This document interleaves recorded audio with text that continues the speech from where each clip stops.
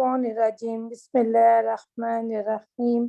ربی اشرح لی صدری ویسر لی امری واحلل عقدۃ من لسانی یفقهوا قولی اللہم فقہنا فی الدین ربی زدنی علما اللہم الہمنی رشدی واعذنی من شر نفسی اللہم انی اسألک علما نافعا رزقا طیبا عملا متقبلا سبحان اللہ و بحمدہ عدد خلقہ و رضا نفسہ و زینۃ عرشہ و مداد کلماتہ آمین یا رب العالمین۔ السلام علیکم ورحمۃ اللہ وبرکاتہ۔ آج ہم تفسیر کا آغاز کرتے ہیں سورہ الفرقان کی آیت نمبر 64 سے۔ اور حضرت بسم اللہ الرحمن الرحیم اور حضرت رحمان کے خاص بندے وہ ہیں جو زمین پر عاجزی کے ساتھ چلتے ہیں، اور جب ان سے جہالت والے لوگ جہالت کی بات کرتے ہیں تو رفع شرک کی بات کہتے ہیں، اور جو راتوں کو اپنے رب کے آگے سجدہ اور قیام یعنی نماز میں لگے رہتے ہیں، اور جو دعائیں مانگتے ہیں کہ اے ہمارے پروردگار ہم سے جہنم کے عذاب کو دور رکھیے۔ یہ بھی قرآنی دعا اور مسنون دعا، اس کو ضرور اپنی نماز میں اور اذکار میں رکھیے، کیونکہ اس کا عذاب پورا تباہی ہے۔ بے شک وہ جہنم برا ٹھکانہ اور برا مقام ہے، اور جب وہ خرچ کرنے لگتے ہیں تو نہ فضول خرچی کرتے اور نہ ہی تنگی کرتے، اور ان کا خرچ کرنا اس کے درمیان اعتدال پر ہوتا ہے، جو کہ اللہ تعالیٰ کے ساتھ کسی اور معبود کی پرستش نہیں کرتے، اور جس شخص کو اللہ تعالیٰ نے حرام فرمائے اس کو قتل نہیں کرتے، ہاں مگر حق پر، اور وہ زنا نہیں کرتے، اور جو شخص ایسے کام کرے گا تو سزا سے اس کو سابقہ پڑے گا کہ قیامت کے روز اس کا عذاب بڑھتا چلا جائے گا، اور وہ اس عذاب میں ہمیشہ ہمیشہ کو ذلیل و خوار ہوگا۔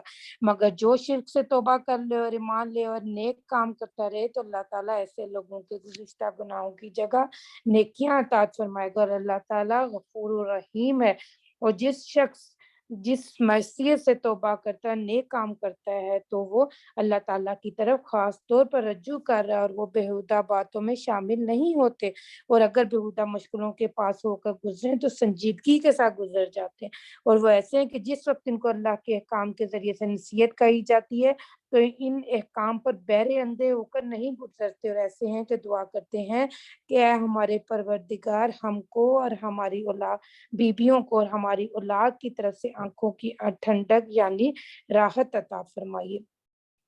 یہ بھی قرآنی اور مسنون دعا ہے، اور اس کو ضرور ہی اپنی نماز میں رکھے، اپنی اولاد کے لیے، اپنی ازواج کے لیے اس دعا کو ضرور ہی اپنی نمازوں میں اور نماز کے بعد اذکار میں رکھیے۔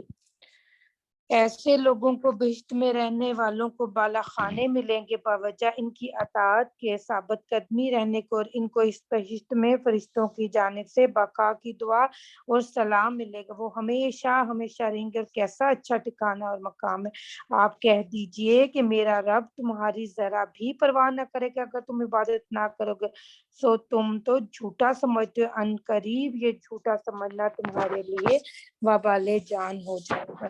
سورہ الشعراء مکی صورت ہے، 227 آیات، 11 رکوعات، ترتیب کے اعتبار سے 26 نمبر پر اور نزول اعتبار سے یہ 47 نمبر پر۔ تو آیت نمبر 24 میں الشعراء کا تذکرہ ہے۔ سورہ طٰہٰ اور سورہ الشعراء حضرت عمر رضی اللہ عنہ کے قبول اسلام سے پہلے نازل ہو چکی تھی۔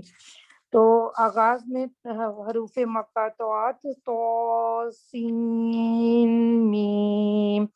یہ کتاب واضح کی آیات ہیں، شاید آپ ان کی ایمان نہ لانے پر اپنی جان ہی دے دیں گے۔ ادھر نبی پاک صلی اللہ علیہ وسلم کو دکھ کا پیمانہ بتایا جا رہا ہے۔ اللہ فرما رہا ہے کہ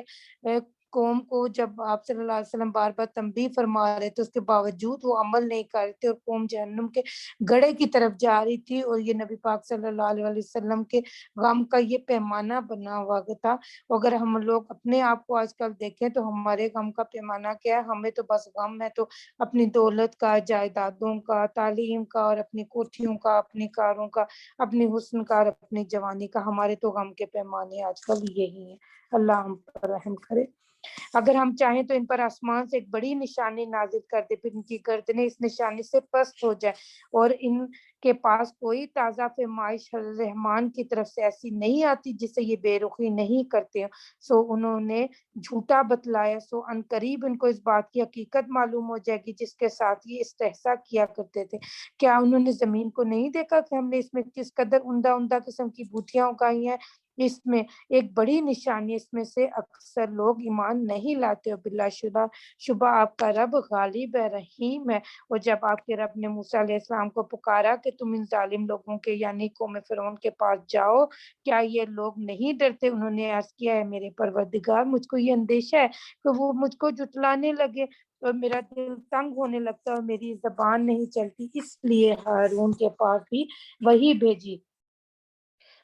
دیجیے. اور میرے ذمہ لوگوں کا ایک جرم بھی ہے، سو مجھ کو اندیشہ ہے کہ وہ لوگ مجھ کو قتل کر ڈالے. ارشاد ہوا کیا مجال ہے، سو تم دونوں ہمارے ایک کام لے کر جاؤ، ہم تمہارے ساتھ ہیں، سنتے ہیں. سو تم دونوں فرعون کے پاس جاؤ، اس سے کہو کہ ہم رب العالمین کے فرستادہ ہیں کہ تو بنی اسرائیل کو ہمارے ساتھ جانے دے.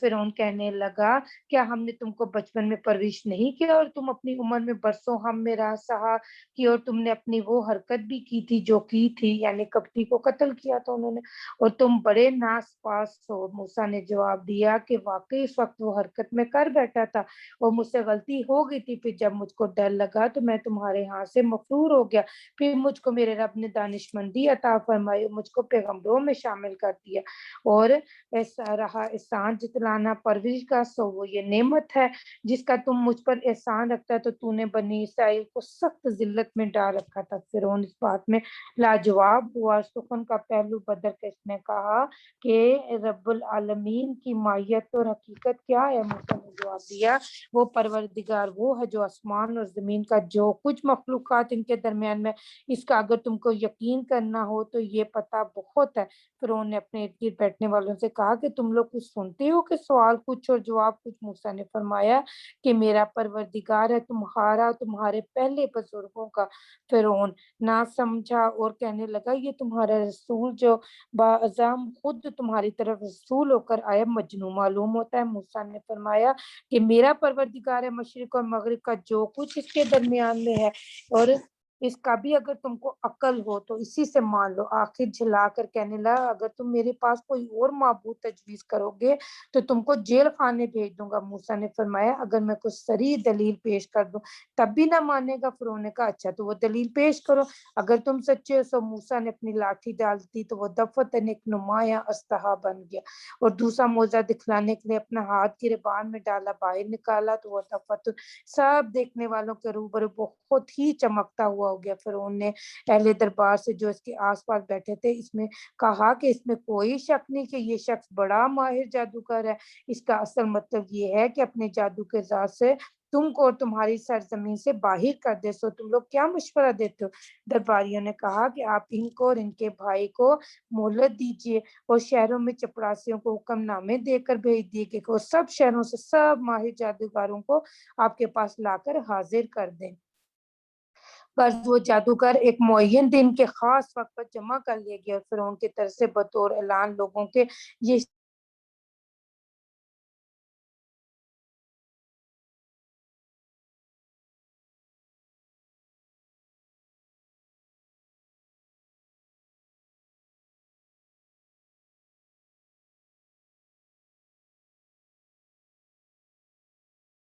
صورت میں ہمارے مقرب لوگوں میں شامل ہو جاؤ گے. موسیٰ نے ان سے فرمایا کہ تم کو جو کچھ ڈالنا ہے میدان میں ڈالو. تو انہوں نے اپنی رسیاں اور لاٹھیاں ڈالی اور کہنے لگے کہ فرعون کے اقبال کی قسم بے شک ہم ہی غالب آئیں گے. پھر موسیٰ نے اپنی عصا ڈالا، سو ڈالنے کے ساتھ ہی اسلحہ بن گیا اور ان کے تمام تر بنے بنائے دھندوں کو نکلنا شروع کر دیا. سو یہ دیکھ کر جادو ایسے متاثر ہوئے کہ سب ہی سجدے میں گر پڑے، پکار پکار کر کہنے لگے کہ ہم ایمان لے آئے رب العالمین پر جو موسیٰ اور ہارون کا بھی رب ہے. فرعون کہنے لگا کہ ہاں تم موسیٰ پر ایمان لے آئے بدون اس کے کہ میں تم کو اجازت دوں. ضرور معلوم ہوتا ہے کہ یا جادو میں ہی تم سب کا استاد ہے جس نے تم تم کو جادو سکھلایا سو اب تم کو حقیقت معلوم ہوئی جاتی، اور وہ یہ کہ میں تمہارے ایک طرف کے ہاتھ دوسرے طرف کے ہاتھ اور پاؤں کاٹوں گا، تم سب کو سولی پر ٹانگ دوں گا تاکہ اوروں کو عبرت۔ انہوں نے جواب دیا کچھ حرج نہیں، ہم اپنے مالک کے پاس جا پہنچے اور ہم امید رکھتے ہیں کہ ہمارا پروردگار ہماری خطاؤں کو معاف کر دے گا، اس وجہ سے کہ ہم سب سے پہلے ایمان لائے اور ہم نے موسیٰ کو حکم بھیجا کہ ہمارے ان بندوں کو شب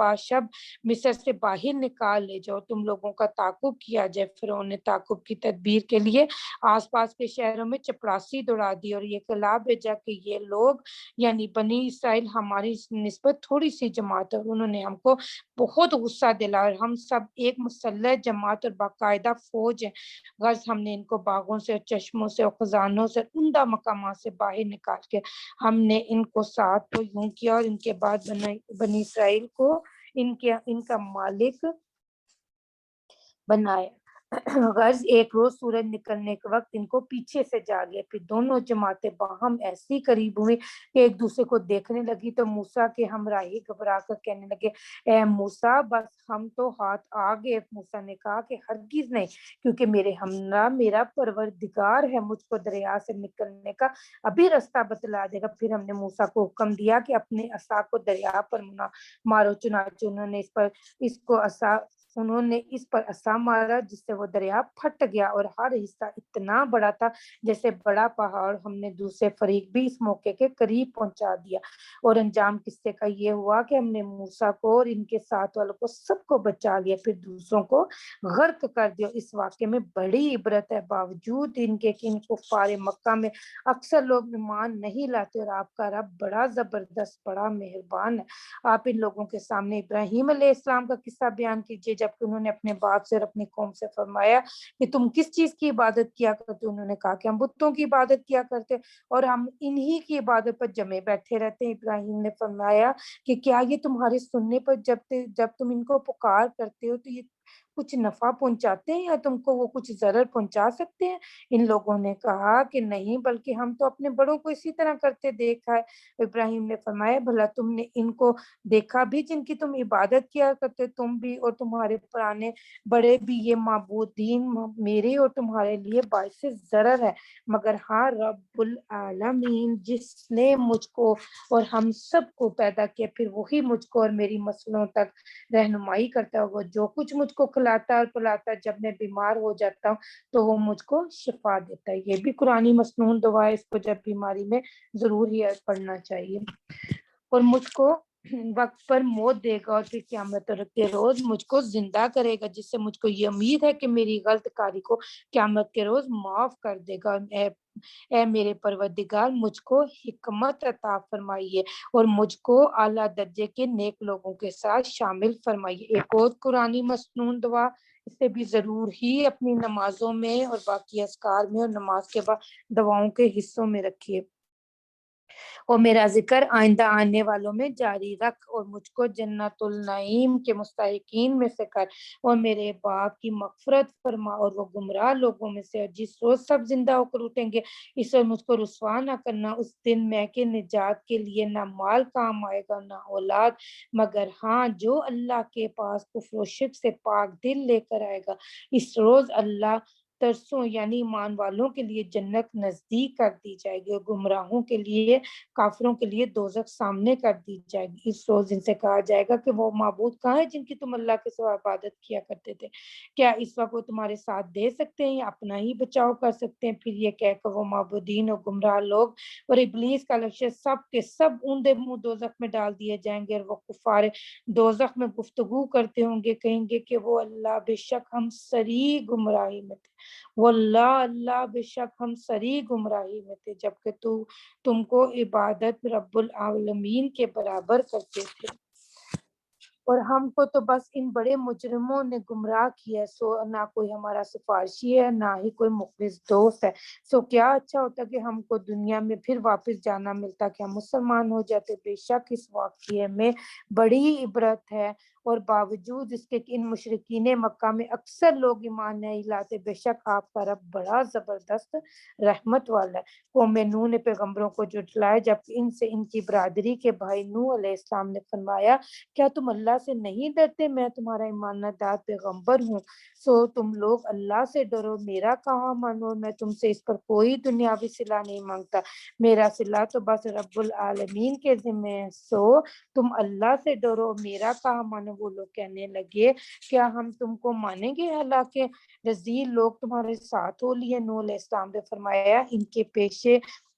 پیشہ اور کام سے تم مجھ کو کیا بحث، ان سے حساب کتاب لینا بس اللہ کا کام ہے، کیا خوب ہو کہ تم اس کو سمجھو، اور میں ایمانداروں کو دور کرنے والا نہیں ہوں، میں تو صاف طور پر ایک ڈرانے والا۔ وہ لوگ کہنے لگے اگر تم اے نوح باز نہ آؤ گے تو ضرور سنسار کر دیے جاؤ گے۔ نوح علیہ السلام نے دعا کی اے میرے پروردگار، میری قوم مجھ کو برابر جھٹلا رہی ہے، سو آپ میرے اور ان کے درمیان میں ایک عملی فیصلہ کر دیجئے، مجھ کو جو ایماندار میرے ساتھ ہیں ان کو اس ہلاکت سے نجات دیجیے، اور ہم نے ان کی دعا قبول کی اور ان کو جو ان کے ساتھ بھری ہوئی کشتی میں سوار تھے ان کو نجات دی، پھر اس کے بعد ہم نے باقی لوگوں کو غرق کر دی۔ اس واقعے میں بڑی عبرت ہے، باوجود اس کے ان کفار مکہ میں اکثر لوگ ایمان نہیں لاتے، بے شک آپ کا رب زبردست اور مہربان ہے۔ قوم عاد نے پیغمبروں کو جھٹلایا جبکہ ان سے ان کی بھائی ہود علیہ السلام نے کہا کہ کیا تم اللہ سے ڈرتے نہیں؟ میں تمہارے امانتدار پیغمبر ہوں، سو تم اللہ سے ڈرو، میری اطاعت کرو، اور میں تم سے اس تبلیغ پر کوئی صلہ نہیں مانگتا، بس میرا صلہ تو رب العالمین کے ذمہ ہے۔ کیا تم ہر اونچے مقام پر ایک یادگار عمارت بناتے جس کو میں فضول بلا ضرورت بناتے ہو، اور بڑے بڑے محل بناتے ہو جیسے تم کو ہمیشہ ہی دنیا میں رہنا ہے، اور جب کسی پر گیر کرنے لگتے ہو تو وہ بالکل جابر اور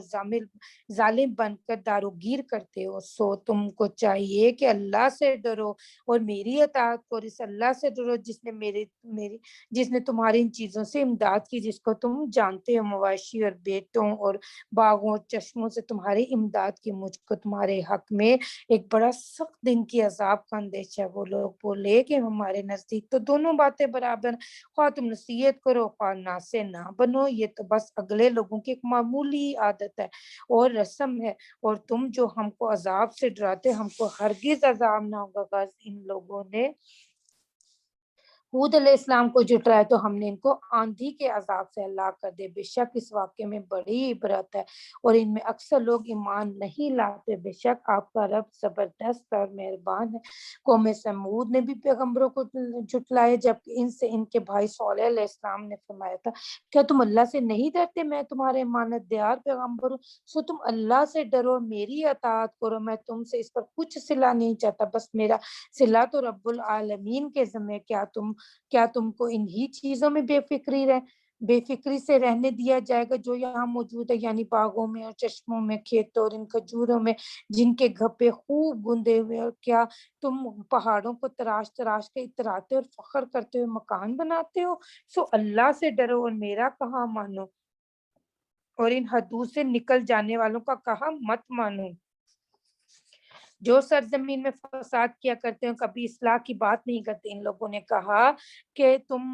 تم پر تو کسی نے بڑا بھاری جادو کر دیا، تم بس میری طرح کے ایک معمولی آدمی ہو، اور آدمی نبی ہوتا ہی نہیں، سو کوئی معجزہ پیش کرو اگر تم دعوی نبوت میں سچے ہو۔ صالح علیہ السلام نے فرمایا کہ یہ ایک اونٹنی ہے، پانی پینے کے لیے ایک باری اس کی اور ایک مقررہ دن میں ایک باری تمہاری ہے، اور ایک یہ کہ اس کے برائی اور تکلیف دہی کے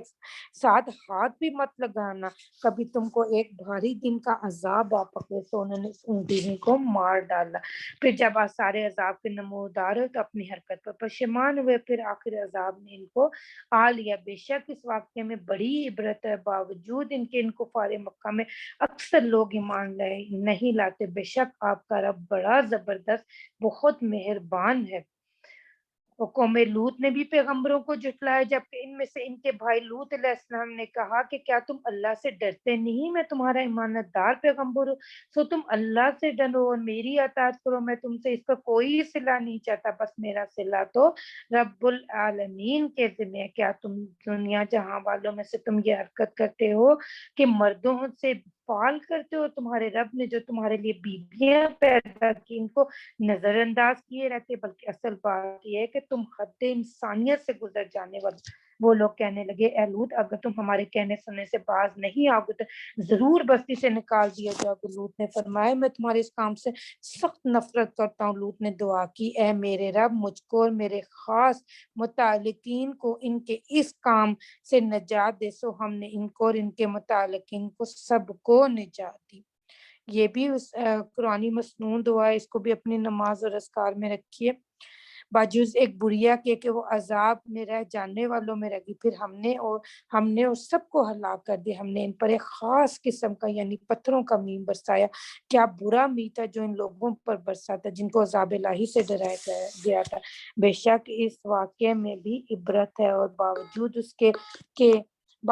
اس کے کہ ان کفار مکہ میں اکثر لوگ ایمان نہیں لاتے، بے شک آپ کا رب بڑی قدرت والا بڑی رحمت والا۔ اصحاب الایکا نے بھی پیغمبروں کو جھٹلایا جبکہ ان سے شعیب علیہ السلام نے فرمایا تھا کہ تم اللہ سے ڈرتے نہیں ہو، میں تمہارا امانت دار پیغمبر ہوں، سو تم اللہ سے ڈرو، میرا کام مانو، میں تم سے اس میں کوئی صلہ نہیں چاہتا، بس میرا صلہ تو رب عالمین کے ذمہ۔ تم لوگ پورا ناپا کرو، صاحب حق کا نقصان مت کیا کرو، اور اسی طرح سیدھی ترازو سے تولا کرو، لوگوں کا ان کی چیزوں میں نقصان مت کرو، اور سرزمین میں فساد مت مچایا کرو، اور اس اللہ سے ڈرو جس نے تم کو اور تمام اگلی مخلوقات کو پیدا کیا۔ وہ لوگ کہنے لگے بس تم پر تو کسی نے بڑا بھاری جارو کر دیا، تم تو محض ہماری طرح کے ایک معمولی آدمی ہو اور ہم تو تم کو جھوٹے لوگوں میں سے خیال کرتے، سو اگر تم سچوں میں سے ہو تو ہم پر آسمان کا کوئی ٹکڑا گرا دو۔ شعیب علیہ السلام بولے کہ تمہارے اعمال کا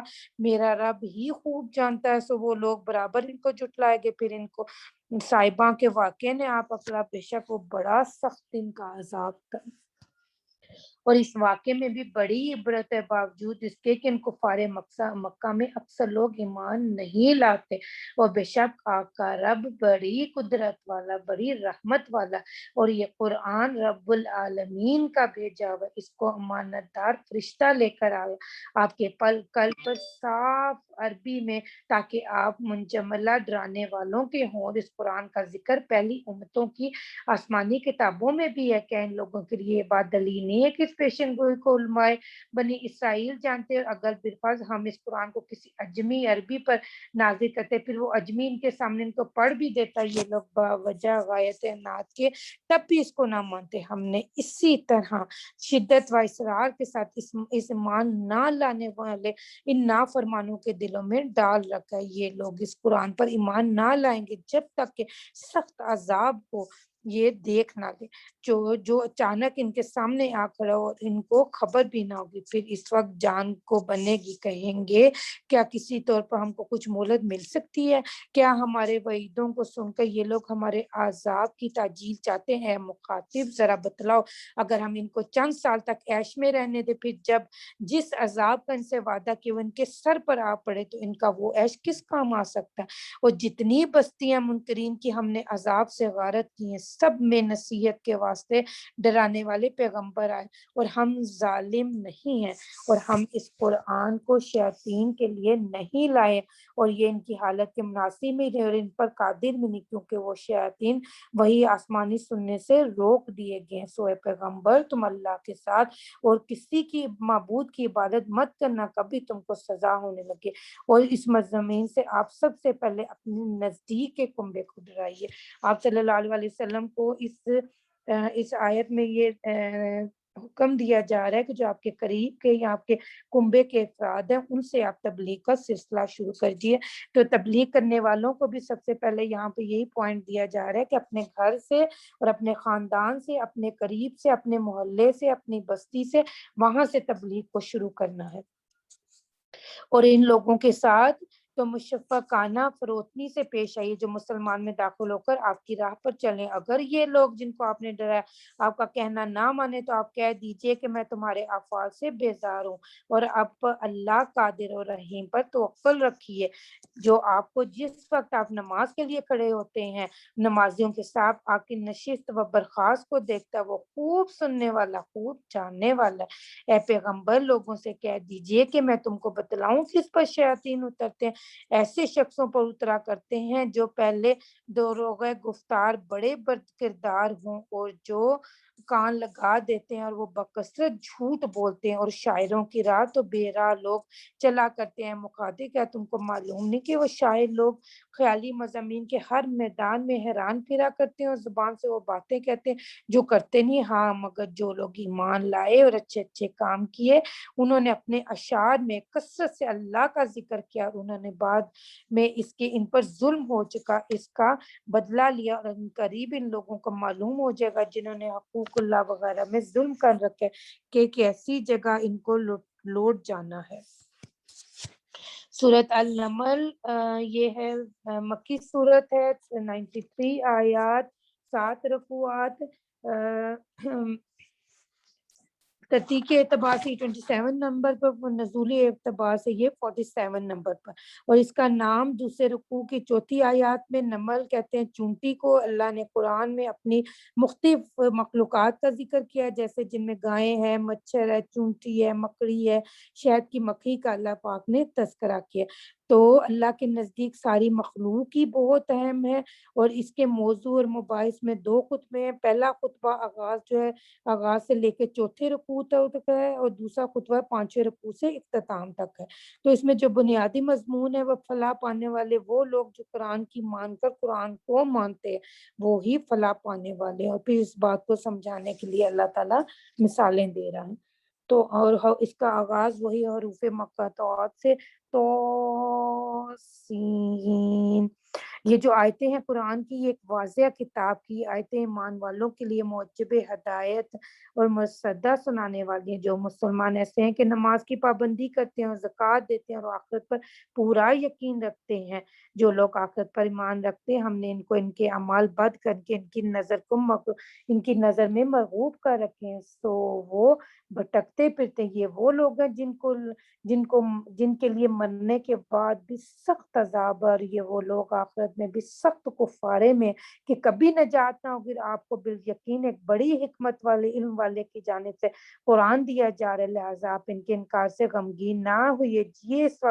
اس وقت کا قصہ یاد کیجئے جب کہ موسیٰ نے اپنے گھر والوں سے کہا کہ میں نے آگ دیکھی ہے، میں ابھی جا کر وہاں سے یا تو راستے کی کوئی خبر لاتا ہوں یا تمہارے پاس وہاں سے آگ کا شعلہ کسی لکڑی وغیرہ میں لگا ہوا لاتا ہوں تاکہ تم سیکھو۔ سو جب اس آگ کے پاس پہنچے تو ان کے من جانب اللہ آواز دی گئی کہ جو اس آگ کے اندر ہے یعنی فرشتے ان میں بھی برکت ہے، جو اس کے پاس ہے یعنی موسیٰ اس میں بھی برکت، یہ دعا بطور تحیت و سلام کے ہے، اور اللہ رب العالمین پاک ہے۔ اے موسیٰ بات یہ ہے کہ میں جو بے کیف کلام کر ہوں اللہ ہوں زبردست حکمت والا، اور اے موسیٰ تم اپنی عصا زمین پر ڈال دو۔ سو جب انہوں نے اس کو اس طرح حرکت کرتے دیکھا جیسے سانپ ہو تو پیٹ پھیر کر بھاگے اور پیچھے مڑ کر بھی نہ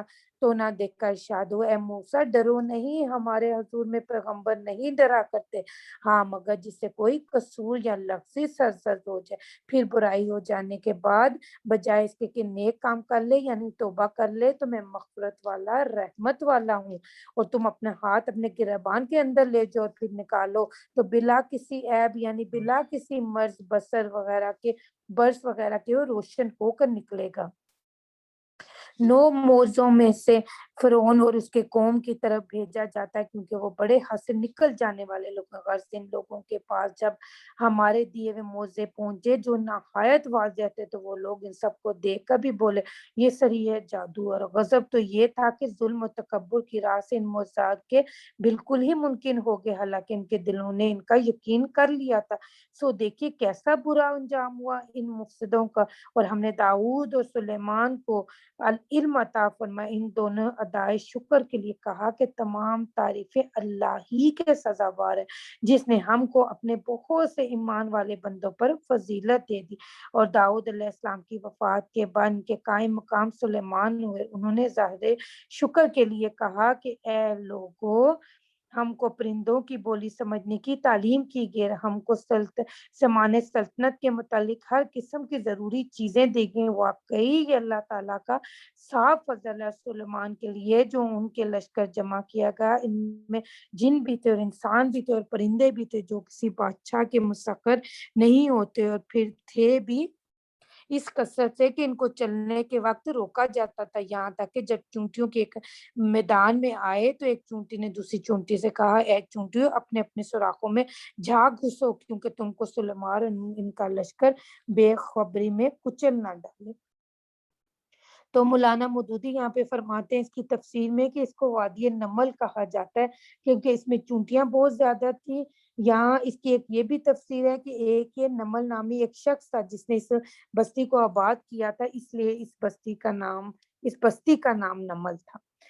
واللہ عالم۔ سلیمان اس کی بات سے مسکراتے ہوئے ہنس پڑے اور کہنے لگے اے میرے رب مجھ پر اس پر مداوت دیجیے کہ آپ کی ان نعمتوں کا شکر کیا کروں جو آپ نے مجھ کو اور میرے ماں باپ کو عطا فرمائی ہیں، اور اس میں نیک کام کیا کروں جس سے آپ خوش ہو اور مجھ کو اپنی رحمت سے اپنے اعلیٰ درجے کے نیک بندوں میں داخل رکھیے۔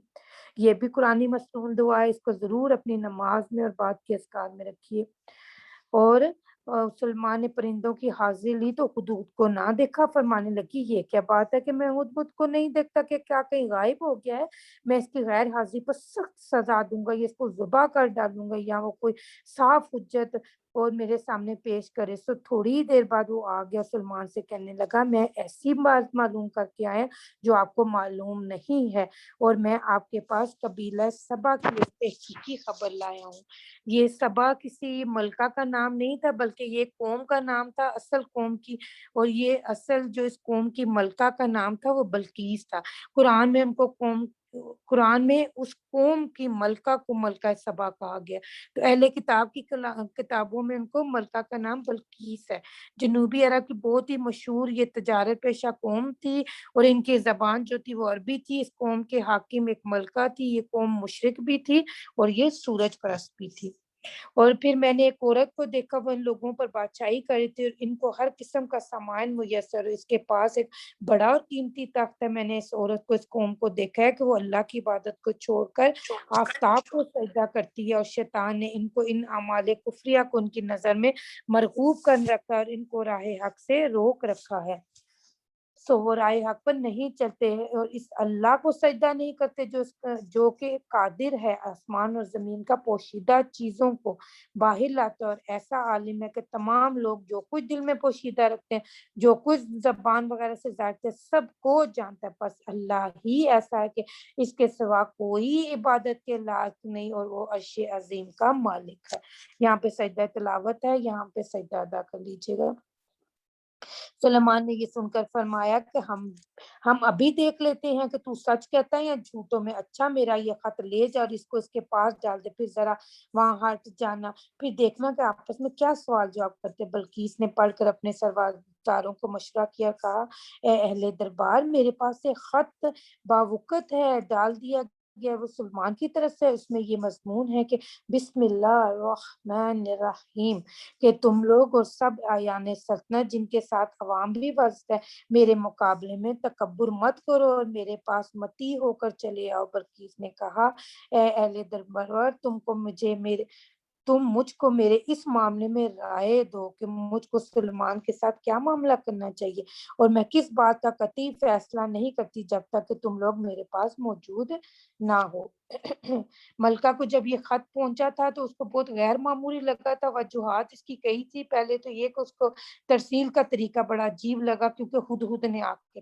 پھینکا تھا، اور اس سے پہلے پھر اس نے یہ طریقہ نہیں دیکھا تھا کہ کوئی پرندہ جو ہے وہ خط لے کے آئے کسی قاصد کا، اور پھر کیونکہ اس زمانے پرندوں کو خط رسانے کے لیے استعمال بھی نہیں کیا جاتا تھا. تو یہ حضرت سلیمان کے دور میں ہی یہ سلسلہ شروع ہوا تھا. دوسرا خط کے شروع میں بسم اللہ الرحمن الرحیم لکھا تھا. وہ جو سورت کو پوجنے والے تھے وہ رحمان الرحیم کو کیوں جانتی تھی؟ تمام نبیوں کی سنتیں یہی چلی آئی ہیں. آپ صلی اللہ علیہ وسلم نے بھی جب دعوتی خط لکھواتے تھے تو شروع میں بسم اللہ ہی لکھواتے تھے. آپ صلی اللہ علیہ وسلم نے فرمایا تھا کہ جس کام سے پہلے بسم اللہ نہیں پڑھی جاتی اس کام سے برکت اٹھ جاتی ہے. تو یہ اس دور کے بہت بڑے حاکم اور فروا روا کی طرف سے. اور چوتھا اس کا مضمون و موضوع چونکہ بہت زیادہ جارحانہ اور اگریسو تھا اور بہت زیادہ بار ہوتا ہے، اس لیے یہ ملکہ سبا تھی بہت حیران ہوئی تھی اس خط کو پڑھنے سے. اور بلقیس نے کہا کہ اے اہل دربار، تم مجھ کو میرا اس معاملے میں رائے دو کہ میں کسی بات کا قطعی فیصلہ نہیں کرتی جب تک کہ تم لوگ میرے پاس موجود نہ. وہ لوگ کہنے لگے ہم بڑے طاقتور اور بڑے لڑنے والے ہیں، آگے اختیار تم کو ہے تو تم ہی مسئلے دیکھ لو، جو کچھ تجویز کر کے حکم دینا. بلقیس کہنے لگی کہ والیان ملک کا قاعدہ ہے کہ جب کسی بستی میں داخل ہوتے ہو تو اس کو تہہ بالا کرتے ہیں اور اس کے رہنے والوں میں جو عزت دار ہیں ان کو ذلیل کیا کرتے ہیں. یہ لوگ بھی ایسا ہی کریں گے اور میں ان لوگوں کے پاس کچھ ہدیہ بھیجتی ہوں، پھر دیکھوں گی کہ وہ فرستادے کیا جواب لے کر آتے. سو جب وہ فرستادہ سلیمان کے پاس پہنچا اور تحفے پیش کیے تو سلیمان نے فرمایا کہ کیا تم لوگ یعنی بلقیس و اہل بلق کے مال سے میری امداد کرتے ہو؟ سمجھ رکھو اللہ نے جو کچھ مجھ کو دے رکھے اس سے کہیں بہتر ہے جو تم کو دے رکھا. ہاں تم ہی اپنے اس ہدیے پر اتراتے ہوگے. سو یہ تحفے ہم نہ لیں گے، تم ان کو لے کر ان لوگوں کے پاس لوٹ جاؤ. سو ہم ان پر ایسی فوجیں بھیجتے ہیں کہ ان لوگوں سے ان کا ذرا مقابلہ نہ ہو سکے. تو ہم ان کو وہاں سے ذلیل کر کے نکال دیں گے اور وہ ہمیشہ کے لیے ماتحت ہو جائیں گے. سلمان کو وہی سے یا اور کسی تیر وغیرہ کے ذریعے سے اس کا چلنا معلوم ہوا تو انہوں نے فرمایا کہ اے اہل دربار، تمہیں کوئی ایسا ہے جو اس بلقیس کا تک قبل اس کے کہ وہ لوگ میرے پاس متی ہو کر آئیں حاضر کر دے. ایک کوی ہے کل جن نے جواب دیا کہ میں اس کو آپ کی خدمت میں حاضر کروں گا قبل اس کے کہ آپ اپنے اجلاس سے اٹھے، اور میں اس پر طاقت رکھتا ہوں، امانت دار بھی ہوں. جس کے پاس کتاب کا علم تھا، جن کے پاس کتاب کا علم تھا، اس کے بارے میں قرآن و حدیث بالکل خاموش ہے کہ یہ کون تھا، جن تھا یا کوئی انسان تھا، کیونکہ حضرت سلیمان کے قبضے میں اللہ کے حکم سے جنات بھی تھے اور وہ ان کے پابند بھی کیے گئے تھے. غرض اس علم نے اس جن سے کہا کہ میں اس کو تیرے سامنے تیری آنکھ چپکنے سے پہلے ہی لا کھڑا کرتا ہوں. پس جب سلمان علیہ السلام نے اس کو روبرو دیکھا تو اس خوش ہو کر شکر کے طور پر کہنے لگا کہ یہ بھی میرے پروردگار کا ہی ایک فضل ہے تاکہ وہ میری آزمائش کرے. ھذا من فضل ربی. حضرت سلیمان علیہ السلام نے یہاں پہ تکبر نہیں کیا تھا کہ دیکھا جن میرے تابع تھے، میں نے ان کو حکم دیا تو اتنا تخت کو بڑے کو آنن فانن میرے سامنے حاضر کر دیے، بلکہ اس موقع پر انہوں نے اللہ کا شکر ادا کیا کہ یہ میرے اللہ کا فضل ہے. تو یہاں پہ اصول یہ ملتا ہے کہ ہر نعمت کے ملنے پر تکبر اور غرور ہرگز نہیں، بلکہ صرف اور صرف اللہ ہی کا شکر ادا ہوگا. اور میں شکر کرتا ہوں یا نعوذ باللہ ناشکری کرتا ہوں. میں شکر کرتا ہوں مطلب کہ اللہ تعالیٰ نعمتیں کیوں دیتا ہے؟ تاکہ آزمائے. جب تک قرآن پاک کی تفسیر نہیں پڑھی تھی مجھے یہ معلوم نہیں تھا کہ اللہ تعالیٰ نعمتیں دے کر بھی آزمائے. ہمیں تو یہی پتا تھا کہ نعمتیں چھین جاتی ہیں تو ہم سے آزمائشیں ہوتی ہیں، تو ایسا ہرگز میں نہیں. تو ہم جب نعمتیں چھن جاتی تو ہم کہتے ہیں کہ اللہ ناراض ہے، آزمائش کر رہا ہے اور ہم سے نعمتیں چھن گئی ہیں، اسی لیے اس نے ہم سے نعمتیں چھین لی. اور جب کوئی شکر کرتا ہے تو وہ صرف اپنے لیے ہی کرتا ہے. اللہ بڑا بے نیاز ہے. حدیث قدسی میں کہ اللہ کو میرے اور آپ کے شکر کی ضرورت نہیں، اللہ غنی ہے. آپ صلی اللہ علیہ وسلم نے فرمایا کہ خوش بخت ترین ہے وہ شخص جس کو 4 نعمتیں مل گئی: ذاکر زبان، شاکر دل، صابر جسم اور دین کی مددگار ازواج. اللہم جعلنی صبورا وجعلنی شکورا ربی آئینی علی ذکری کا و شکری کا و حسن عبادت. اور ظاہر ہے کہ جو شخص شکر کرتا ہے وہ اپنے ہی نفع کے لیے شکر کرتا ہے، اللہ تعالیٰ کو کوئی نفع نہیں. اور جو ناشکری کرتا غنی ہے، کریم ہے، اس کے بعد سلیمان نے بلکہ اس کی عقل کو آزمانے کے لیے حکم دیا کہ اس کے لیے اس تخت کی صورت بدل دے۔ ہم دیکھیں کہ اس کو پتہ چلتا ہے یا اس کا انہی میں شمار ہے جن کو ایسی باتوں کا پتہ نہیں لگتا۔ سو جب بلقیس آئی تو اس سے کہا گیا کہ کیا یہ تمہارا تخت ایسا ہی ہے؟ وہ کہنے لگی ہاں ہے تو ویسا ہی ہے، اور یہ بھی کہا کہ ہم لوگ تو اس واقعے سے پہلے ہی آپ کی نبوت کی تحقیق ہو چکی اور ہم اسی وقت سے دل سے متی ہو چکے۔ اس کو ایمان لانے سے غیر اللہ کی عبادت نے جس کی اس کو عادت تھی روک رکھا تھا، اور اس عادت کہ اس اور وہ عادت اس لیے پڑ گئی تھی کہ وہ کافر قوم میں تھی۔ بلقیس سے کہا گیا اس محل میں داخل ہو، اور حوض آیا تو جب اس نے اس کا صحن دیکھا تو اس کو پانی سے بھرا ہوا سمجھا، اور اس نے اس کے اندر گھسنے کے لیے اپنی دونوں پنڈلیاں کھول دی۔ اور حضرت سلیمان علیہ السلام نے فرمایا کہ یہ تو ایک محل ہے جو شیشوں سے بنایا گیا۔ اس وقت بلقیس کہنے لگی کہ اے میرے پروردگار، میں نے اپنے نفس پر ظلم کیا تھا، شرک میں مبتلا تھی، اور اب سلیمان کے ساتھ یعنی اس کے ساتھ ہو کر رب العالمین پر ایمان لائی۔ تو جب حضرت سلیمان علیہ السلام نے ملکہ بلقیس تھی، وہ جب حضرت سلیمان کے پاس ان کے محل میں پہنچی تو ملکہ نے جب شیشے کا فرش دیکھا تو وہ سمجھی کہ شاید یہ کوئی پانی ہے، اس میں اس نے اپنی پانچے اٹھا لی، اس کی پنڈلیاں کھل گئی۔ یہ عمل حضرت سلیمان علیہ السلام کو پسند نہیں آیا، اور انہوں نے فوراً کہا کہ یہ پانی نہیں بلکہ یہ شیشے کا فرش ہے، تاکہ وہ حقیقت حال کو جان کر پانچے چھوڑ دے۔ اصل میں مسلمان عورت کے لیے اس کو ٹخنے سے اوپر پنڈلی کو کھولنا سخت منع ہے۔ یہ چونکہ سطر میں ہے، نامحرم مردوں کے آگے مسلمان عورت ہرگز سطر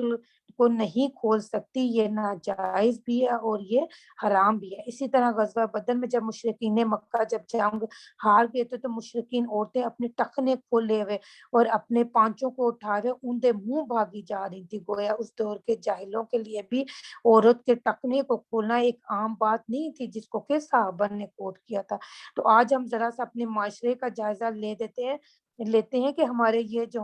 ہمارے کہاں آج کل جو یہ رواج ہے سلیو لیس شرٹس کا، ٹائٹس کا، کیپریز کا، شادیوں میں، بیاہوں میں، گھروں میں، اسکولوں میں، کالجوں میں صرف بچیاں نہیں مائیں بھی اپنی پنڈلیاں کھولے بیٹھی ہیں۔ کیا ہم حیا کو کہیں پھینک آئے ہیں؟ شیطان نے ہمارے لبادے ہی چھین لیے۔ شریعت میں لباس کا حکم ہے کہ نہ اتنا زیادہ چست اور تنگ ہو کہ جسم کی ساخت واضح، اور نہ ہی اتنا باریک ہو کہ لباس میں سے جسم نظر آ رہا ہو، بلکہ لباس ایسا ہوگا جو سطر کو چھپائے گا اور جسم کے حلیے کو بھی چھپائے گا۔ اللہ ہمیں رب پسند پہننے اور اس پیغام کو دنیا میں پہنچانے کی توفیق عطا فرما۔ آج بچیوں کو یہ سوچنے پر ضرور ہی میں مجبور کروں گی کہ یہ جو پاجامہ کلچر ہے نا، یہ دین کی ہدایات کا ہرگز طریقہ نہیں ہے، اور نہ ہی یہ دین کے مبلغات کا طریقہ ہے، بلکہ شلوار کو عام کرنا چاہیے۔ اور ہم نے قوم سمود کے پاس ان کی برادری کے بھائی صالح کو پیغمبر بنا کر بھیجا۔ یہ پیغمبر دیکھ کر کہ تم اللہ کی عبادت کو اچانک ان پر دو فریق ہو گئے جو دین کے بارے میں باہم جھگڑنے لگے۔ صالح نے فرمایا اے بھائیو، تم نیک کام کرو، یعنی توبہ اور ایمان سے پہلے عذاب کو کیوں جلدی مانگتے ہو؟ تم لوگ اللہ کے سامنے کفر سے معافی کیوں نہیں چاہتے جن سے توقع ہو کہ تم پر رحم کیا جائے؟ وہ لوگ کہنے لگے ہم تو تم اور لوگوں کو اور تمہارے ساتھ والوں کو منحوس سمجھتے ہیں۔ صالح نے جواب دیا، فرمایا کہ تمہاری اس نحوست کا سبب اللہ کے علم میں ہے، بلکہ تم وہ لوگ ہو کہ اس کفر کی بدولت عذاب میں مبتلا ہوگے۔ اور کفر کے سرغنہ اس بستی میں 9 شخص تھے جو سر زمین میں یعنی بستی سے باہر تک بھی فساد کیا کرتے تھے اور ذرا اصلاح نہ کیا کرتے۔ انہوں نے کہا کہ آپس میں سب اللہ کی قسم کھاؤ کہ ہم شب کے وقت صالح اور ان کے متعلقین یعنی ایمان والوں کو جا ماریں گے، پھر بر وقت تحقیق ہم ان کے وارثوں سے کہہ دیں گے کہ ہم ان کے متعلقین کے مارے جانے میں موجود بھی نہ تھے اور ہم بالکل سچے ہیں۔ اور یہ مشورہ کر کے انہوں نے خفیہ تدبیر کی، اور خفیہ تدبیر ہم نے بھی کی، اس تدبیر کی ان کو خبر بھی نہ ہوئی۔ سو دیکھیے ان کی شرارت کا کیا انجام ہوا کہ ہم نے ان کو بطریق مذکور پھر ان کو قوم کے سب کو آسمانی عذاب میں غرق کر دیا۔ سو یہ ان کے گھر میں جو ویران پڑے ان کے کفر کے سبب سے، بلا شبہ اس واقعے میں بڑی عبرت ہے دانش مندوں کے لیے۔ اور ہم نے ایمان اور تقوی والوں کو نجات دی۔ ہم نے لوط علیہ السلام کو بھیجا تھا جبکہ انہوں نے اپنی قوم سے فرمایا کیا تم نے یہ بے حیائی کا کام کرتے ہو حالانکہ سمجھدار ہو؟ کیا تم مردوں کے ساتھ شہوت رانی کرتے ہو عورتوں کو چھوڑ کر، بلکہ اس باب میں تم کو محض جہالت کر رہے ہو۔ سو اس تقریر کا ان کی قوم میں سے کوئی معقول جواب نہ بن پڑا، باوجود اس کے کہ آپس میں کہنے لگے کہ لوط کے لوگوں کو تم اپنی بستی سے نکال دو کیونکہ یہ لوگ بڑے پاک صاف بنتے ہیں۔ سو ہم نے اس قوم پر عذاب نازل کیا، لوط علیہ السلام کو اور ان کے متعلقین کو بچا لیا، باوجود ان کی بیوی کے اس کو بوجہ ایمان نہ لانے کے ہم نے انہی لوگوں میں تجویز کر رکھا تو جو عذاب میں رہ گئے تھے، اور ہم نے ان پر ایک نئی طرح کا می برسایا۔ سو ان لوگوں کا کیا برا می تھا جو ڈرائے گئے تھے۔ آپ بیان توحید کے لیے بطور خطبہ کے کہیے کہ تمام تعریفیں اللہ ہی کے سزاوار ہیں، اور میں اس کے بندوں پر اسلام نازل ہو جن کو اس نے منتخب فرمایا کہ اللہ بہتر ہے یا وہ چیزیں جن کو شریک ٹھہراتے ہو، یا وہ ذات بہتر ہے جس نے آسمان اور زمین کو بنایا، اور اس نے تمہارے لیے آسمان سے پانی برسایا اور اس پانی کے ذریعے سے ہم نے رونق دار باغ اگائے، ورنہ تم سے تو ممکن نہ تھا کہ تم ان باغوں کے درختوں کو اگا سکو۔ یہ سن کر بتلاؤ کہ کیا تم اللہ تعالیٰ کے ساتھ عبادت میں شریک ہونے کے لائق کوئی اور معبود ہے؟ مگر مشرکین پھر بھی نہیں مانتے، بلکہ یہ ایسے لوگ ہیں کہ دوسروں کو اللہ کے برابر ٹھہراتے ہیں، یا وہ ذات جس نے زمین کو مخلوق کو قرارگاہ بنائے اور اس کے درمیان میں نہریں بنائے، اس زمین کے ٹھہرانے کے لیے پہاڑ بنائے، اور دو دریاؤں کے درمیان ایک خد فاضل بنے، کیا اللہ کے ساتھ کوئی اور معبود ہے؟ بلکہ ان میں زیادہ تو سمجھتے ہی نہیں۔ یا وہ ذات جو بے قرار آدمی کو سنتا ہے جب وہ اس کو پکارتا ہے اور اس کی مصیبت کو دور کرتا ہے، تم کو زمین میں صاحب تصرف بناتا ہے، اور بتلاؤ کہ اللہ کے ساتھ کوئی اور معبود ہے، مگر تم لوگ بہت ہی کم یاد رکھتے۔ پھر اچھا کمالات سن کر بتلاؤ کہ یہ بت بہتر ہیں یا وہ ذات جو تم کو خشکی اور دریاؤں کی تاریکیوں میں رستہ سجاتا ہے، اور جو کہ ہواؤں کو بارش سے پہلے بہتا ہے، جو بارش کو امید دلا کر دلوں کو خوش کر دیتی ہیں۔ یہ سن کر اب بتلاؤ کہ اللہ کے ساتھ کوئی اور معبود ہے؟ ہرگز نہیں، ہرگز نہیں، ہرگز نہیں، بلکہ اللہ ان لوگوں کے شرک سے برتر ہے۔ یا وہ ذات جو مخلوقات کو اول بار پیدا کرتا ہے، جو کہ مسلم ہے، پھر اس کو دوبارہ زندہ کرے گا، جو کہ آسمان سے پانی برسا کر زمین سے نباتات نکال کر تم کو رزق دیتا ہے۔ یہ سن کر اب بتلاؤ کہ کیا اللہ کے ساتھ کوئی اور معبود ہے؟ آپ کہہ دیجئے کہ اچھا تم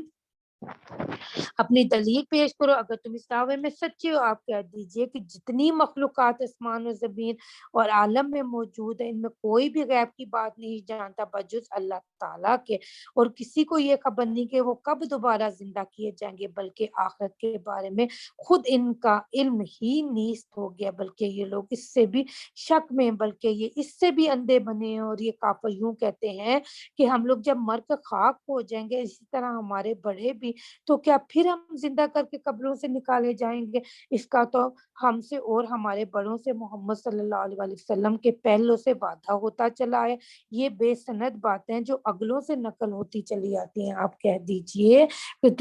کہ تم زمین میں چل پھر کر دیکھو کہ مجرمین کا انجام کیا ہوا۔ اگر تو آپ ان سے غم پر نہ کیجیے، اور آپ جو کچھ یہ شرارتیں کریں ان سے تنگ نہ ہو جائیے۔ یہ لوگ بے باکانہ یوں ہی کہتے ہیں، یہ وعدہ عذاب و قہر کا کب پورا ہوگا؟ اگر تم سچے ہو تو بتلا۔ آپ کہہ دیجئے کہ عجب نہیں کہ جس عذاب کی تم جلدی میں چاہ رہے ہو، اس میں سے کچھ تمہارے پاس ہی آ لگا ہو، اور اب آپ کا رب تو لوگوں پر اپنا بڑا فضل لگتا ہے، لیکن اکثر لوگ اس بات پر شکر نہیں کرتے، اور آپ کے رب کو سب خبر ہے جو کچھ ان کے دلوں میں مخفی ہے اور جو کچھ وہ علانیہ کرتے ہیں۔ اور آسمان زمین میں ایسی کوئی چیز نہیں جو لوح محفوظ میں نہ ہو۔ بے شک یہ قرآن بنی اسرائیل پر اکثر ان باتوں کو ظاہر کرتا ہے جس میں یہ اختلاف کرتے ہیں، اور بالیقین وہ ایمانداروں کے لیے خاص ہدایت ہے۔ بالیقین آپ کا رب ان کے درمیان اپنے حکم سے وہ عملی فیصلہ کرے گا، اور وہ زبردست ہے، وہ علم والا ہے۔ سو آپ اللہ پر توکل رکھیے، اور یقیناً آپ صریح حق پر آپ مردوں کو نہیں سنا سکتے۔ اللہ تعالیٰ اس آیت میں اللہ تعالیٰ آپ صلی اللہ علیہ وآلہ وسلم سے مخاطب اور فرما رہے ہیں کہ آپ صلی اللہ علیہ وآلہ وسلم مردوں کو نہیں سنا سکتے۔ اس آیت کے دو معنی ہیں، ایک وہ جن کے ضمیر مرد ہیں، جن کے نفس لوامہ مرد ہے، ان کو سنانے کے باوجود حق کی طرف نہیں بلا سکتے، اور یہ تو محمد صلی اللہ علیہ وآلہ وسلم کا غم تھا، یہ محمد صلی اللہ علیہ وآلہ وسلم کو تسلی دی جا رہی۔ دوسرا اور حقیقی مطلب آپ صلی اللہ علیہ وآلہ وسلم کو کہا جا رہا ہے کہ وہ جو قبروں میں مدفون ہیں آپ صلی اللہ علیہ وآلہ وسلم ان کو نہیں سنا سکتے۔ سمع موتا، سمع کہتے ہیں سننے کو، موتا کہتے ہیں مردوں کو، کہ اگر حبیب خدا محمد صلی اللہ علیہ وآلہ وسلم اہل قبور مردوں کو نہیں سنا سکتے تو کیا میں اور آپ مردوں کو سنا سکتے؟ یہ بہت ایک طویل قسم کا مباحثہ کہ قبروں والے سنتے ہیں، سن کر جواب دیتے ہیں، دعائیں اوپر پہنچاتے، یہ سب غلط تصور ہے، بہت ہی غلط ہے، شرک ہے۔ یہ منت، مرادیں، نظریں، نیازیں، یہ چڑھاوے قبروں کے اوپر، سجدے اور عبادتوں کی، یہ سب اسی کی وجہ بنتے ہیں، اور یہ غلط تصور ہے کہ قبروں والے سنتے ہیں۔ جب اللہ یہ کہہ رہا ہے کہ محمد صلی اللہ علیہ وآلہ وسلم نہیں سنا سکتے مردوں کو، تو کیا ہم اور آپ سنا سکتے ہیں؟ اچھا اگر چلیں وہ سن بھی سکتے ہیں تو کیا وہ جواب دے سکتے؟ نہیں نا، تو جب وہ کوئی جواب ہی نہیں دے سکتے تو ایسے کو سنانے کا کیا مقصد؟ اللہ نے یہی بات آگے بتا دی کہ تم مردوں کو نہیں سنا سکتے، اور نہ ہی ان بہروں کو جو پیٹ پھیر کر بھاگے جا رہے ہیں۔ آج لوگوں کا یہی تو حال ہے، لوگ عقیدہ سمجھانے بتانے کی کوشش کرتے ہیں مگر پھر پیٹ پھیر کر پھر اسی شرک پر جمے اور ڈٹے رہتے ہیں۔ اور نہ آپ اندھوں کو ان کی گمراہی سے بچا کر راستہ دکھلانے والے، آپ تو صرف انہی کو سنا سکتے ہیں جو ہماری آیتوں کا یقین رکھتے ہیں اور پھر وہ مانتے ہیں، اور پھر جب وعدہ قیامت کا ان پر پورا ہونے کو ہوگا تو ہم ان کے لیے زمین میں سے ایک عجیب جانور نکال لیں گے۔ یہ علامت قیامت میں سے ہے کہ جو ایک جانور جو ہے جو زمین سے نکالا جائے گا جبکہ سورج مغرب سے طلوع ہوگا، کہ وہ ان سے باتیں کرے گا۔ کافر لوگ ہماری آیتوں پر یقین نہ لاتے تو جس دن قبروں سے زندہ کرنے کے بعد ہم ہر امت میں سے ایک ایک گروہ ان لوگوں کا حساب کے لیے جمع کریں گے جو ہماری آیتوں کو جھٹلایا کرتے تھے، پھر ان کو روکا جائے گا یہاں تک کہ جب وہ حاضر ہو جائیں گے تو اللہ تعالیٰ ارشاد فرمائے گا کیا تم نے میری آیتوں کو جھٹلایا تھا؟ حالانکہ تم ان کو اپنے احاطہ علمی میں بھی نہیں لائے بلکہ وہ اور بھی کیا کیا کام کرتے رہے۔ اب ان پر وعدہ پورا ہو گیا بوجہ اس کا کہ انہوں نے بڑی بڑی زیادتیاں کی تھی، سو وہ لوگ بات بھی نہیں کر سکیں گے۔ کیا انہوں نے اس پر نظر نہیں کی کہ ہم نے رات بنائی تاکہ ہم اس میں آرام کریں اور دن بنائے جس میں دیکھیں کہ پس بلا شبہ اس میں بڑی دلیلیں اور انہی لوگوں کے لیے جو ایمان رکھتے ہیں۔ جس دن سور پھونک دی جائے، جس دن سوگ میں پھونک مار دی جائے گی سو جتنے آسمان و زمین میں سب گھبرا جائیں گے مگر جس کو اللہ چاہے گا اس گھبراہٹ سے اور موت سے محفوظ رکھے گا، اور سب کے سب اسی کے سامنے دب کے جھکے رہیں گے۔ تو اس وقت پہاڑوں کو اسی حالت میں دیکھ رہے گا جسے تجھ کو خیال ہوتا ہے کہ اپنی جگہ سے جنبش نہ کریں گے، حالانکہ وہ بادلوں کی طرح اڑے اڑے پھریں گے۔ پھر یہ اللہ کا کام ہوگا جس نے ہر چیز کو مضبوط بنا رکھا ہے۔ یہ یقینی بات ہے کہ اللہ تعالیٰ کو تمہارے سب افعال کی پوری خبر ہے۔ جو شخص نیکی لائے گا سو اس شخص کو اس نیکی کے اجر سے بہتر اجر ملے گا، اور جو لوگ بڑی گھبراہٹ سے اس وقت امن میں رہیں گے، اور جو شخص بدی لائے گا تو وہ لوگ اوندھے منہ کا آگ میں ڈال دیے جائیں گے، اور ان سے کہا جائے گا کہ تم کو انہی عملوں کی سزا دی جا رہی ہے جو تم دنیا میں کیا کرتے تھے۔ مجھ کو تو یہی حکم ملا کہ میں اس شہر مکہ کے مالک حقیقی کی عبادت کیا کروں جس نے اس شہر کو محترم بنایا ہے اور سب چیزیں اسی کے ملک ہیں، اور مجھ کو یہ بھی یہی حکم ہے کہ میں فرما برداروں میں ہوں، اور مجھ کو یہ بھی حکم اللہ ہے کہ میں قرآن قرآن کریم پڑھ پڑھ کے سناؤں سو میری تبلیغ کے بعد جو شخص راہ پر آئے سو وہ اپنے ہی فائدے کے لیے راہ پر آئے گا، اور جب شخص گمراہ ہوگا تو آپ کہہ دیجئے کہ میرا کوئی ضرر نہیں، کیونکہ میں تو صرف ڈرانے والے پیغمبروں میں سے۔ آپ یہ بھی کہہ دیجئے کہ سب خوبیاں خالص اللہ ہی کے لیے صابر و تم کو ان قریب اپنی نشانیاں دکھلائے گا، سو تم ان کو پہچانو گے، اور آپ کا رب ان کاموں سے بے خبر نہیں جو تم سب لوگ کرتے ہو۔ سورۃ القصص مکی صورت ہے، 88 آیات، 9 رکوعات، ترتیب کے اعتبار سے 28 نمبر پر، اور نزولی اعتبار سے یہ 49 نمبر پر۔ تو اس کا آغاز بھی حروف مقاطعات سے، تو سین میم،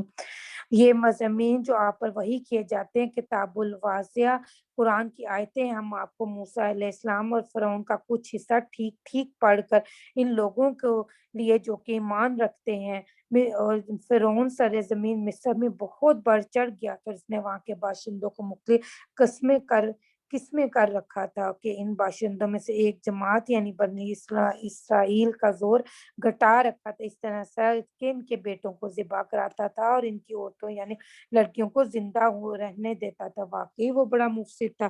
غرض ہم کو یہ منظور تھا کہ جن لوگوں کا زمین مصر میں زور گھٹایا جا رہا تھا ہم ان پر دنیاوی دینی احسان کریں، اور وہ ان کو پیشوا بنا دے اور ان کو مالک بنائے اور ان کو زمین میں حکومت دیں۔ فرعون اور حامان اور ان کے تابعین کو ان کی جانب سے ناگوار واقعات دلائیں جن سے وہ بچاؤ کر رہے تھے۔ اور جب موسیٰ علیہ السلام پیدا ہوئے تو ہم نے موسیٰ کی والدہ کو الہام کیا کہ تم ان کو دودھ پلاؤ، پھر جب تم ان کو نسبت اندیشہ ہو تو ان کو دریا میں ڈال دینا، اور نہ تو غرق سے اندیشہ ہو اور نہ ہی غم کرنا، کیونکہ ہم ضرور ان کو پھر تمہارے پاس ہی واپس پہنچا دیں گے اور ان کو پیغمبر بنا دیں گے۔ تو فرعون کے لوگوں نے موسیٰ کی یعنی ماں صندوق کے اٹھا لیا تاکہ وہ ان لوگوں کے لیے دشمن اور غم کا باعث بنے۔ بلا شبہ فرعون اور حامان اور ان کے تابعین بہت چکے۔ فرعون کی بیوی حضرت آسیہ نے فرعون سے کہا یہ بچہ تیری اور میری آنکھوں کی ٹھنڈک ہے، اس کو قتل مت کر، عجب نہیں کہ بڑا ہو کہ ہم کو کچھ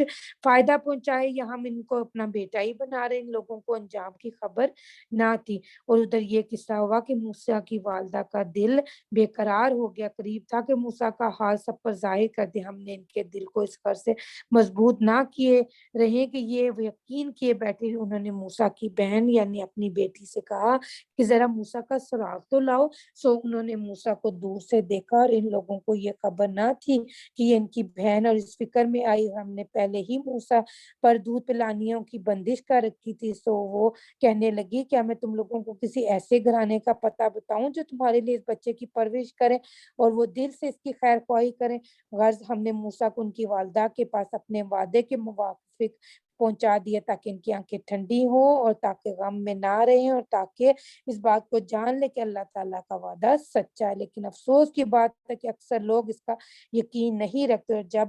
اپنی بھری جوانی کو پہنچے اور درست ہوگی ہم نے ان کو حکمت اور علم عطا فرمایا، ہم نیکوکاروں کو یوں ہی صلا دیا کرتے ہیں۔ اور موسیٰ شہر میں ایسے وقت پہنچے کہ وہاں کے اکثر باشندے بے خبر پڑے سو رہے تھے، تو انہوں نے وہاں سے 2 آدمی کو لڑتے دیکھا، ایک تو ان کی برادری میں کا تھا اور دوسرا ان کے مخالفین میں سے تھا۔ سو وہ جو ان کی برادری کا تھا اس نے موسیٰ سے اس کے مقابلے میں جو ان کے مخالفین میں سے مدد چاہی، تو موسیٰ نے اس کو ایک گھونسا مارا، سو اس کا کام ہی تمام کر دی۔ موسیٰ کہنے لگا یہ تو شیطانی حرکت ہوگی، بے شک شیطان آدمی کا کھلا دشمن ہے۔ عرض کی ہے میرے پروردگار مجھ سے قصور ہو گیا، آپ معاف کر دیے۔ سو اللہ تعالیٰ نے انہیں معاف فرما دیا۔ یہ بھی قرآنی مصنون دعائیں سے اپنی نماز میں رکھیے۔ بے شک وہ بڑا غفور و رحیم ہے۔ موسیٰ نے یہ عرض کیا ہے میرے پروردگار چونکہ آپ نے مجھ پر انعامات فرمائے سو کبھی میں مجرموں کی مدد نہ کروں گا۔ پھر موسیٰ کو شہر میں صبح ہوئی، خوف اور وحشت کی حالت میں کہ اچانک وہی شخص جس نے کل گزشتہ میں ان سے امداد چاہی تھی وہ پھر ان کو مدد کے لیے پکارا تھا۔ موسیٰ سے فرمان لیا بے شک تو سری بدرا آدمی۔ سو جو موسیٰ نے اس پر ہاتھ بڑھائے جو دونوں کا مخالف وہ اسرائیلی کہنے لگا اے موسیٰ کیا آج مجھ کو قتل کرنا چاہتے ہو جیسا کل ایک آدمی کو قتل کر چکے کہ بس تم دنیا میں اپنا زور بٹھلانا چاہتے ہو اور صلح کروانا نہیں چاہتے۔ اس مجمع میں ایک شخص شہر کے اس کنارے سے جہاں یہ مشورہ ہو رہا تھا دوڑتے ہوئے آیا اور کہنے لگا، اے موسیٰ، اہل دربار آپ کے متعلق مشورہ کریں کہ آپ کو قتل کر دیں گے، سو آپ یہاں سے چل دیجئے، میں آپ کا خیر خواہ کر رہا ہوں۔ بس یہ سن کر موسیٰ وہاں سے نکل گئے اور وحشت کے حالت میں کہنے لگے، اے میرے پروردگار، مجھ کو ان ظالم لوگوں سے بچا لیجیے۔ اور جب موسیٰ مدین کی طرف ہو لیے کہنے لگے، امید ہے کہ میرا رب مجھ کو سیدھا رستہ چلائے گا۔ اور جب مدین کے پانی پر پہنچے تو وہاں آدمیوں کا ایک مجمع دیکھا جو پانی پر آ رہے تھے۔ ان لوگوں میں سے ایک طرف الگ دو عورتوں کو دیکھی، وہ اپنی بکریاں رو کے کھڑی تھی۔ موسیٰ نے پوچھا، تمہارا کیا مطلب ہے؟ وہ دونوں بولی کہ ہم اس وقت پانی نہیں پلاتے جب تک کہ یہ چراغے پانی پلا کر جانوروں کو ہٹا نہ لے جائے، اور ہمارے باپ بہت بوڑھے ہیں۔ پس یہ سن کر موسیٰ نے ان کے لیے پانی پلایا، پھر وہاں سے ہٹ کر سائے میں جا بیٹھے، پھر دعا کی، اے میرے پروردگار، جو نعمت بھی آپ مجھ کو دیں میں اس کا سخت حاجت مند ہوں۔ یہ دعا ہے، یہ بھی قرآنی مسنون دعا ہے، اس کو بھی ضرور اپنی نماز میں اور اذکار میں رکھیے۔ یہ وہ دعا ہے کہ جب ہم ایک شہر سے دوسرے شہر میں جاتے ہیں تو اس شہر کی برکت حاصل کرنے کے لیے اس دعا کو ضرور مانگیے اور اس دعا کو ضرور ہی حفظ کیجیے۔ سو موسیٰ کے پاس ایک لڑکی آئی، شرماتی ہوئی چلتی ہوئی، اور آ کر کہنے لگی، میرے والد تم کو بلاتے ہیں تاکہ تم کو اس کا صلہ دیں جو تم نے ہمارے جانوروں کو پانی پلایا تھا۔ سو جب ہم ان کے پاس پہنچے اور ان سے حال بیان کیا تو انہوں نے تسلی کی اور کہا کہ اب اندیشہ نہ کرو، تم ظالم لوگوں سے بچ آئے ہو۔ پھر ایک لڑکی نے کہا کہ ابا جان، آپ ان کو نوکر رکھ لیجئے، کیونکہ اچھا نوکر وہ شخص ہے جو مضبوط اور امانت دار بھی ہو۔ وہ بزرگ موسیٰ علیہ السلام سے کہنے لگی، میں چاہتا ہوں کہ تم ان دو لڑکیوں میں سے ایک کو تمہارے ساتھ بیعہ دو، اس شرط پر کہ تم 8 سال میری نوکری کرو، پھر اگر تم 10 سال پورے کر دو تو یہ تمہاری طرف سے احسان ہے، اور میں تم پر کوئی مشقت ڈالنا نہیں چاہتا، اور تم مجھ کو انشاءاللہ خوش معاملہ پاؤ گے۔ موسیٰ علیہ السلام کہنے لگے، یہ بات میرے اور آپ کے درمیان پکی ہو چکی ہے، دونوں مدتوں سے میں جس مدت کو بھی پورا کر دوں مجھ پر کوئی جبر نہ ہوگا، ہم جو معاملے کی بات چیت کریں اللہ تعالیٰ اس کا گواہ کافی ہے۔ غرض جب موسیٰ علیہ السلام اس مدت کو پوری کر چکے اور اپنی بیوی کو لے کر شام مصر یا شام کو روانہ ہوئے تو ان کو کوہ طور کی طرف سے ایک روشنی آگ دکھلائی دی۔ انہوں نے اپنے گھر والوں سے کہا، تم ٹھہرو رہو، میں نے ایک آگ دیکھی ہے، میں تمہارے پاس وہاں سے کچھ خبر لاؤں یا کوئی آگ کا دہتا ہوا انگارہ لے کر تاکہ تم سیکو۔ سو جب اس آگ کے پاس پہنچے تو ان کو اس میدان کی داہنی جانب سے اس مبارک مقام پر ایک درخت میں سے آواز آئی، اے موسیٰ، میں اللہ رب العالمین ہوں، اور یہ بھی آواز آئی کہ تم اپنا اٹھا دو۔ سو انہوں نے جب اس کو لہراتا ہوا دیکھا جیسے کہ پتلا سانپ تیز ہوتا ہے تو پشت پھیر کر بھاگے اور پیچھے مڑ کر بھی نہ دیکھا۔ حکم ہوا، اے موسیٰ آگے آؤ، ڈرو مت، تم ہر طرح سے امن میں ہو۔ تم اپنا ہاتھ گریبان کے اندر ڈالو اور پھر نکالو، اور بلا کسی مرض کے نہایت روشن ہو کر نکلے گا، اور خوف کے واسطے اپنا وہ ہاتھ پھر اپنے سے بدستور سابق ملا لینا۔ سو یہ تمہاری نبوت کی 2 سندیں ہیں، تمہارے رب کی طرف سے اور فرعون اس کے سرداروں کے پاس جانے کے واسطے، کیونکہ وہ بڑا نافرمان لوگ ہیں۔ انہوں نے عرض کی، اے میرے رب، میں نے ان میں سے ایک آدمی کا خون کر دیا، سو مجھ کو اندیشہ ہے کہ وہ لوگ مجھ کو قتل کر دیں گے، اور میرے بھائی ہارون کی زبان مجھ سے زیادہ روا ہے، تو ان کو بھی میرا مددگار بنا کر میرے ساتھ رسالت کے لیے دے دیجئے کہ وہ میری تصدیق کریں، کیونکہ مجھ کو اندیشہ ہے کہ وہ میری تکذیب کریں۔ ارشاد ہوا کہ ہم ابھی تمہارے بھائی کو تمہاری قوت بازو بنائے دیتے، اور ہم تم دونوں کو ایک خاص شوکت عطا کرتے ہیں جس سے ان لوگوں کو تم پر دسترس نہ ہوگی۔ ہمارے موزے لے کر جاؤ، تم دونوں، جو تمہارا پیرو ہوگا غالب ہوگا۔ سو جب ان لوگوں کے پاس موسیٰ علیہ السلام ہماری صریح دلائل لے کر آئے تو ان لوگوں نے معجزات دے کر کہا، یہ تو محض ایک جادو ہے، اور خواہ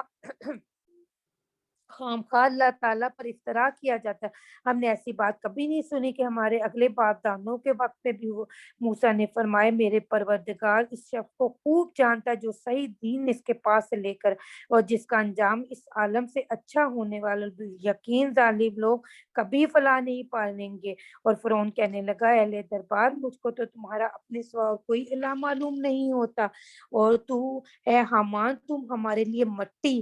اور کو آگ میں پکوا اور ہم سے ہمارے واسطے ایک بلند عمارت بنواؤ تاکہ میں اس پر چڑھ کر موسیٰ کے الہ کو دیکھوں بھالوں، اور میں تو اس دعوے میں کہ میرے سوا اور کوئی الہ نہیں موسیٰ کو جھوٹا ہی سمجھتا ہوں۔ اور فرعون اس کے تابعین نے ناحق دنیا میں سر اٹھا رکھا، یوں سمجھ رہے تھے کہ ان کو ہمارے پاس لوٹ کر آنا ہی نہیں ہے، اور ہم نے تکبر کی سزا میں اس کو اور اس کے تابعین کو پکڑ کر دریا میں پھینک دی، یعنی غرق کر دی۔ سو دیکھی ظالموں کا کیا انجام ہوا، اور ہم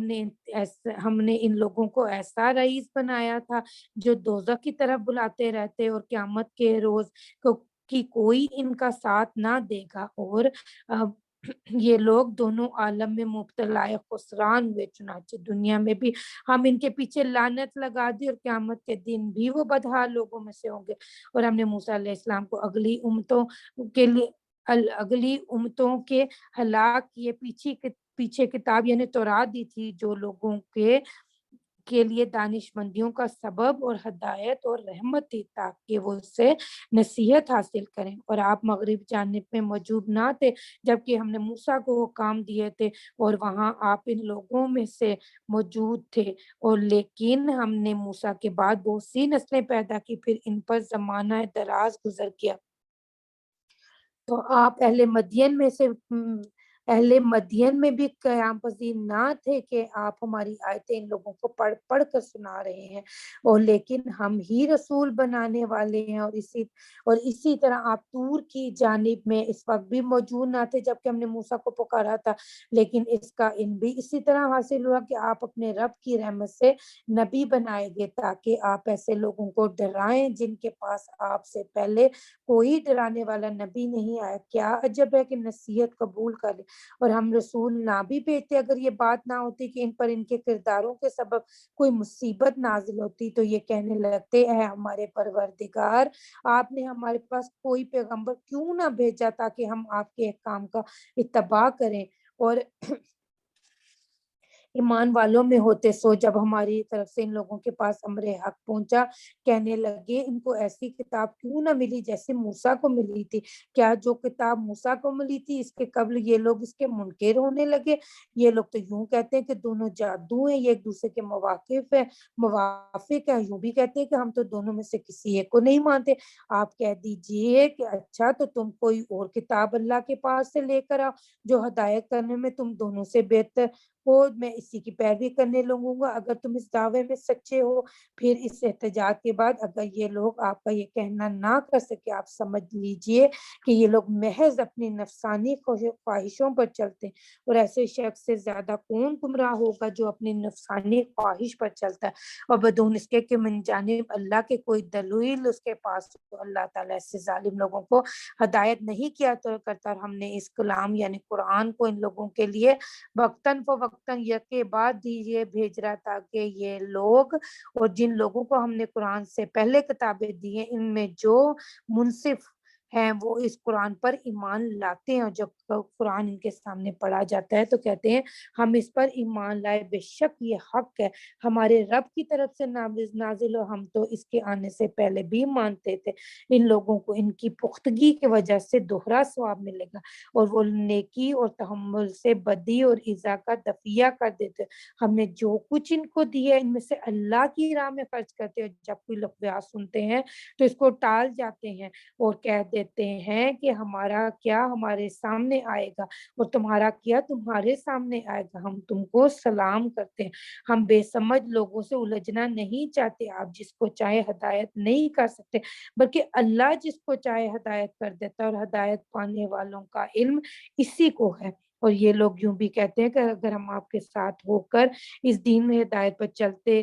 چلنے لگے تو پھر فور اپنے مقام سے مار کر نکال دیا جائے۔ کیا ہم نے ان کو امن و امان والے حرم میں جگہ نہیں دی جہاں ہر قسم کے پھل کھینچے چلے آتے ہیں جو ہمارے پاس سے کھانے کو ملتے ہیں، لیکن ان میں اکثر لوگ نہیں مانتے، اور ہم بہت سی ایسی بستیاں ہلاک کر چکے ہیں جو اپنے سامان عیش پر نازاں تھے۔ سو دیکھ لو یہ ان کے گھر تمہاری آنکھوں کے سامنے پڑے کہ ان کے بعد آباد ہی نہ ہوئے مگر تھوڑی دیر کے لیے، اور آخر کار آخر کار کو ہم ہی مالک رہے، آپ کا رب بستیوں کو ہلاک نہیں کیا کرتا جب تک ان بستیوں کے صدر مقام کسی پیغمبر کو نہ بھیج لے کہ وہ ان لوگوں کو ہماری آیتیں پڑھ پڑھ کر سنائے، اور ہم ان بستیوں کو ہلاک نہیں کرتے مگر اس حالت میں کہ وہاں کے باشندے بہت ہی شرارت کرنے لگے، اور جو کچھ تم کو دیا دلایا گیا وہ محض چند روزہ دنیاوی زندگی کے برتنے کے لیے ہی ہے، اور یہیں کی زینت ہے، اور وہ جو اللہ کی ہے وہ بددرجہ اس سے بہتر ہے اور زیادہ باقی رہنے والا۔ کیا تم لوگ نہیں سمجھتے بھلا وہ شخص جس سے ہم نے ایک پسندیدہ وعدہ کر رکھا وہ شخص اس وعدے کو پانے والا ہے؟ کیا اس شخص جیسا ہو سکتا ہے جس کو ہم نے دنیاوی زندگی چند روزہ فائدے دے رکھا، پھر وہ قیامت کے روز ان لوگوں میں سے ہوگا جو گرفتار کر کے لائے جائیں گے، اور جس دن اللہ تعالیٰ ان کافروں کو پکار کر کہے گا وہ میرے شریک کہاں ہیں جن کو تم ہمارا شریک سمجھتے، جن پر اللہ کا فرمودہ ثابت ہو چکا، وہ بول اٹھیں گے اے ہمارے پروردگار بے شک یہ وہی لوگ ہیں جن کو ہم نے بہکایا، ہم نے ان کو ویسا ہی بہکایا جیسا ہم خود بہکے تھے، اور ہم آپ کی پیشی میں ان سے دستبرداری کرتے ہیں، اور یہ لوگ ہم کو نہ پوچھتے تھے، اور کہا جائے گا کہ بلاؤ، چنانچہ وہ ان کو پکاریں گے تو وہ جواب بھی نہ دیں گے، اور یہ لوگ اپنی آنکھوں سے عذاب دیکھ لیں گے، اے کاش یہ لوگ دنیا میں راہ راست پر ہوتے تو یہ مصیبت نہ دیکھتے۔ جس دن ان کافروں سے پکار کر پوچھا جائے گا کہ تم نے پیغمبروں کو کیا جواب دیا تھا، سو اس روز ان کے ذہن سے سارے مضامین گم ہو جائیں گے تو وہ آپس میں پوچھ پاچھ بھی نہ کر سکیں گے، البتہ جو شخص توبہ کرے اور ایمان لائے اور نیک کام کرے تو ایسے لوگ امید ہے کہ آخرت میں فلاح پانے والوں میں سے ہوں گے۔ یہاں پہ دعا ضروری کر لیتے ہیں کہ اللہم جعلنا منہم، اللہ تعالیٰ ہمیں ایسے ہی نیک لوگوں میں، ایسے ہی توبہ کرنے والے لوگوں میں شامل فرما دے اللہ پاک جو آخرت میں فلاح پانے والوں میں سے ہوں گے، آمین یا رب العالمین۔ اور آپ کا رب جس چیز کو چاہتا ہے پیدا کرتا ہے، اور جس چیز کو پسند کرتا ہے، ان لوگوں کو تجویز کا کوئی حق نہیں، اللہ تعالیٰ ان کے شرک سے پاک اور برتر ہے۔ آپ کا رب سب چیزوں کی خبر رکھتا ہے، جو ان کے دلوں میں پوشیدہ رہتا ہے، جن کو یہ ظاہر کرتا ہے، وہی اللہ ہے جس کے سوا کوئی معبود ہونے کے قابل حمد و ثنا کے لائق دنیا اور آخرت میں وہی ہے، اور حکومت بھی اسی کی ہوگی، تم سب کو اسی کے پاس لوٹ کر جانا ہے۔ آپ ان لوگوں سے کہیے کہ بھلا یہ تو بتلاؤ کہ اگر اللہ تعالیٰ تم پر ہمیشہ کے لیے قیامت تک رات ہی رہنے دو تو اللہ کے سوا کون سا معبود ہے جو تمہارے لیے روشنی لے کر آئے؟ کیا تم اس کو سنتے نہیں؟ آپ کہیے کہ بھلا یہ تو بتلاؤ کہ اگر اللہ تعالیٰ تم پر ہمیشہ کے لیے قیامت تک دن ہی رہنے دے تو اللہ کے سوا وہ کون سا معبود ہے جو تمہارے لیے رات کو لے کر جس میں تم آرام پاؤ؟ کیا تم دیکھتے نہیں؟ اور اس نے اپنی رحمت سے تمہارے لیے رات اور دن کو بنائے تاکہ تم رات میں آرام کرو اور تاکہ تم دن میں اس کی روزی تلاش کرو اور تاکہ تم اللہ کا شکر کرو۔ جس دن اللہ تعالیٰ ان کو پکار کر فرمائے گا کہ جن کو تم میرے شریک سمجھتے تھے وہ کہاں ہیں، اور ہم ہر امت میں سے ایک ایک گواہ نکال کر لائیں گے، پھر ہم کہیں گے کہ اپنی کوئی دلیل پیش کرو، سو ان کو معلوم ہو جائے گا کہ سچی بات اللہ ہی کی تھی، اور دنیا میں جو کچھ باتیں کھڑا کرتے تھے کسی کا پتہ تک نہ رہے گا۔ قارون موسیٰ علیہ السلام کی برادری میں سے تھا، سو وہ کثرت مال کی وجہ سے ان لوگوں کے مقابلے میں تکبر کرنے لگا، اور ہم نے اس کو اس قدر خزانے دیے تھے کہ ان کی کنجیاں کئی کئی زور آور شخصوں کو گراں بار کر دی تھی، جبکہ اس کو اس کی برادری نے سمجھانے کے طور پر کہا کہ تو اس مال و حشمت پر اطراع مت، واقعی